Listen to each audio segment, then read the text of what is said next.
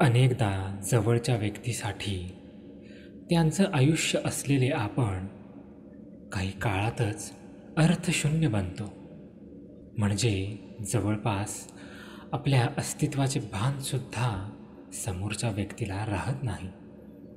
मग हे टाळणे, अनौपचारिकतेकडून औपचारिकतेकडे झुकणारे संभाषण वगैरे तत्सम गोष्टी छळू लागतात आणि आपण फक्त निमित्त मात्र उरतो समोरच्या व्यक्तीसाठी.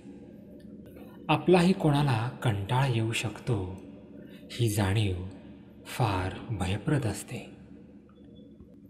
जमवून घेण्याची पाळी येणं म्हणजेच कुठंतरी मुळालाच धक्का.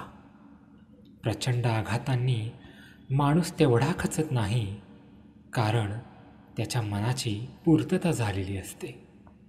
अनपेक्षित बारीक सारीक धक्क्यांनीच माणूस खचतो, कारण त्या प्रसंगांना तोंड देताना तो एकटा असतो.